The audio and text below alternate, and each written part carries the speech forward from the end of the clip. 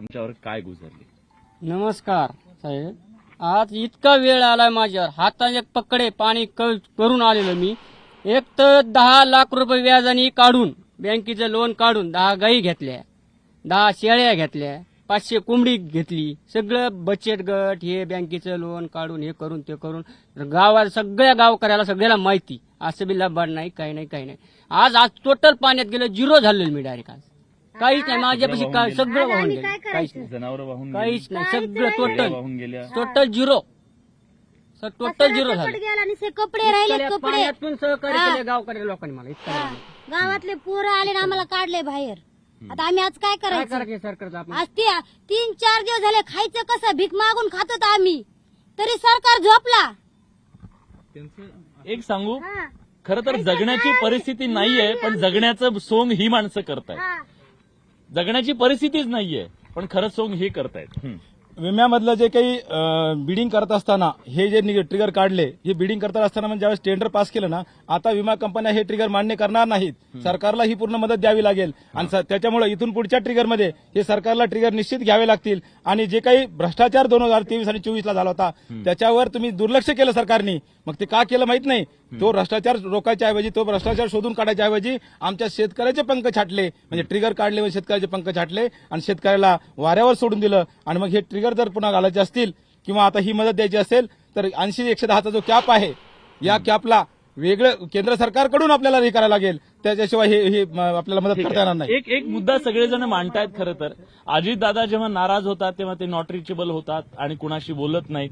शेतकऱ्यांच्या मुद्द्यावर त्यांनी 2-3 दिवस नॉट रिचेबल व्हावं अशी काही शेतकऱ्यांची मागणी आहे. नाही, असं नाही हो. असं कधीही झालेलं नाही. शेतकऱ्याच्या मुद्द्यावर अजितदादांनी ठामपणे आज सांगितलेलं आहे. मला असं वाटतं की आपण हा संपूर्ण जो चर्चासत्राचा कार्यक्रम आहे ना, तो आम्ही एका नेरेटिव्हनी घेऊन जात आहोत की दादा असं म्हटले पैशाचं सोंग करत नाही.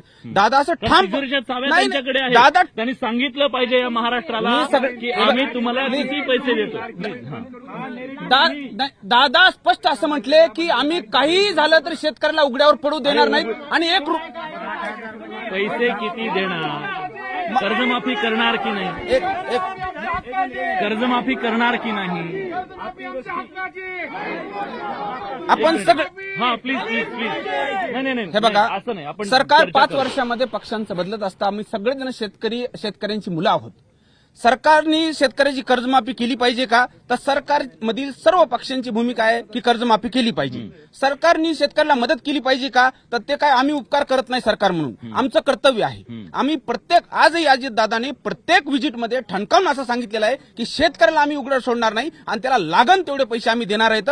या संदर्भात आज 200 पुलांचं, 200 रस्त्यांचं, 200 लघु प्रकल्पांच्या संदर्भात अधिकाऱ्याला ज्या कडक सूचना दिल्या त्याबद्दल आम्ही चर्चा करत नाही. त्याच्यासाठी सुद्धा पैसेच लागणार आहेत ना, आणि ते सरकार देणार आहे. म्हणून शेतकऱ्याच्या संदर्भात सरकार संवेदनशील नाही हा आरोप चुकीचा आहे. आपत्तीचं राजकारण करू नये अशी माझी विनंती आहे. ठीक आहे. हा बरं, या. इकडे बघा, आजी दादा याच्यात राजकारण करायचं नाही. ऐका, 1 मिनिट ऐका. याच्यात राजकारण करायचं नाही. सत्ताधाऱ्याला सांगायची गरज नसते. पंजाबला अतिवृष्टी झाली, तिथलं सरकार हेक्टरी 50,000 रुपये जाहीर केले, मदत दिली. आणि या अजित दादांना असं म्हणण्याची गरज काय? तुमच्या हातात चाव्या आहेत. शेतकऱ्याची किती आवाज झाली, तुम्ही ड्रोनद्वारे दाखवलं टीव्ही चॅनलला. इतकं असताना तुम्ही दौरे काढण्याची गरज काय? ऐका, दौरे काढण्याची गरज नाही. सगळं दिसतं तुम्हाला. मुंबईत बसल्या सगळं दिसतं. हे गरज नाही. फक्त आम्हाला 50,000 रुपये पंजाबप्रमाणे मदत द्या. ठीक आहे, आक्रोश आहे. माझा मुद्दा, आपण मुद्दे मांडू. सगळे सत्ताधारी विरोधक बोलतायत, पण मुळात शेतकऱ्यांच्या भावना आम्ही समजून घेतल्या पाहिजेत. जर सरकार दौऱ्यावरती येत असताना 3 दिवसाखाली एक चार्ट आमच्याकडे फिरतोय, सगळ्या शेतकऱ्यांकडे आहे तो, की एक मदतीचे निकष त्यांनी दिलेले आहेत. 5,000 रुपये 2 दिवस जर पाण्यात घर असेल तर 5,000 रुपये प्रति कुटुंब देणार आहेत. 8,500 रुपये तुम्ही हेक्टरी देणार आहेत. तर माझं म्हणणं आहे की तुम्ही ही सगळी विदारक परिस्थिती बघितल्याच्या नंतर माणूस म्हणून काही संवेदना आहेत का सरकारकडे? की ही इतकं बघितल्याच्या नंतर हे तर तुम्हाला तिथूनही करता आलं असतं. सगळ्या शेतकऱ्यांचा प्रश्न की याच्यात काही वाढणार आहे का? 85 रुपये गुंठ्यानं मदत सर. आज आमचा गुंठेवारीतला खर्च आमचं कुणाचाच ऐकू नका. यांच्याकडे 4 कृषी विद्यापीठ आहेत, त्याच्यामध्ये काही तज्ञ आहेत, त्यांच्याकडनं आमचा उत्पादन खर्च काढा सर एकदा, की आमचा एकरी येणारा खर्च किती आहे. आमचं कुणाचंच ऐकू नका. ते 1 लाख म्हणलेत ना हेक्टरी, अजिबात ऐकू नका. हा त्याच्यापेक्षा जास्तीचा खर्च आहे सर. जसा भाग बदलला तसा खर्च जास्त आहे. शिरस मार्ग आणि परिसरातले आमच्या शिरूर ते जवळपास 3000 एकर मोसंबी क्षेत्र आहे, पण अजून आमच्या पंचनामेच नाहीत. मोसंबीचे बागा उन्मळून गेल्या, पण हे अजित पवार असतील, कोणी नेते असतील, हे फक्त हायवेने फिरते. बीड, जालना हे हायवे रोडनी, ग्रामीण भागात 20-20 किलोमीटर. येतो एक मिनिट. बालाजीराव, हा बरं. आज दादा म्हणतात आमच्याकडे पैसे नाही. हा, सगळ्यावर खर्च करण्यासाठी पैसे आहेत. विलक्षण जवळ आला का लगेच सगळ्यांना शेतकऱ्याला अगोदर जवळ करतात. हा, कारण की शेतकऱ्याला अगोदर जवळ करतात की कारण शेतकऱ्याचे सगळे मतदान त्यांच्याकडे पडतंय ना.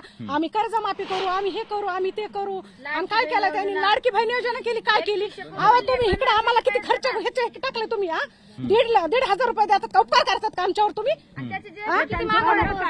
सगळा खर्च माफ करतात. लाडकी बहीणचे पैसे दिले की तुम्हाला आता? 1500 रुपये देतात फक्त, आणि 1500 देतात, आणि बाकीच्या वस्तूला किती भाव देतात तुम्ही? आणि सगळ्या वस्तू महाग करतात तुम्ही. बालाजीराव, किती भाव दिला तुम्ही? बीड जिल्ह्यातली ही सगळी परिस्थिती आज आहे, आमच्या प्रचंड शेतात आक्रोश सगळे आणि वाहून संताप गेलेत. आहे. आमच्याकडे रुपया राहिला नाही. माहिती या शेतकऱ्याला उभं राहण्यासाठी काय करावं लागेल आता? सगळ्यात प्रथम मी सांगतो तुम्हाला की आता काय होतं, हे सगळं बघितल्याच्या नंतर आता शेतकरी खचून जातोय. आता तो फक्त एका आशेवर टिकलाय की सरकार काय मदत करतं. यानंतर विलाजी खूप मोठ्या प्रमाणात आत्महत्या वाढणार आहे. त्याचं कारण असे, पोरांची फीस भरायची असते, मुलींची लग्न आली येतं, आणि जे खर्च करायचंय सगळा, सण तर गेलेच हो आता, पण वर्षभरासाठी जो खर्चासाठी लागत होते सगळंच गेलं. मला वाटतंय सरकारने पहिल्यांदा शाळेची फीस माफ करावी. सगळी त्यांच्या हॉस्टेलचा खर्च करावा, त्यांच्या शाळेची फीस माफ करावी.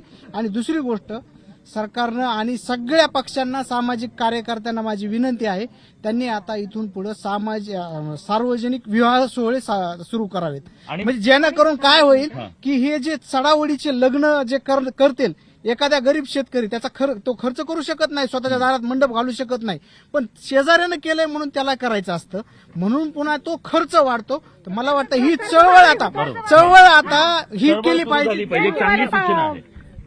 काय करायला हवं या संकटातून बाहेर पडण्यासाठी? विषय असा आहे की मडे झाकुनी करती पेरणी कुणब्याची बाई लोलाई. म्हणजे आमच्या शेतकऱ्याचा पोरग किंवा शेतकरी बाप आमचा, की घरात जर एखादा माणूस मेला का, ज्यावेळेस पेरणीचे दिवस असतात त्यावेळेस ते मड झाकून अगोदर पेरणीला महत्व देतात. तर मग मला वाटतं की सरकारने आता आत्ताची परिस्थिती भयावह हे सगळ्यांना माहिती आहे. अशा परिस्थितीमध्ये एक तर जसं की आमच्या सह्याद्री सातत्याने हिमालयाच्या मदतीला धावतो, तसं आता दिल्लीच्या सरकारने जास्तीत जास्त कशी मदत महाराष्ट्राला देता येईल याकडे लक्ष दिलं पाहिजे. दुसरी गोष्ट, महाराष्ट्र शासनाने यांनी बालाजींनी सांगितलेलं फी तर माफ व्हायलाच पाहिजे, परंतु आज मी तिला तात्काळ शेतकऱ्याच्या ह्याच्यामध्ये कुठली तरी 10,000 20,000ची मदत खात्यावर गेली पाहिजे, मदत मिळाली पाहिजे, कारण शेतकरी आता संकटात आहे.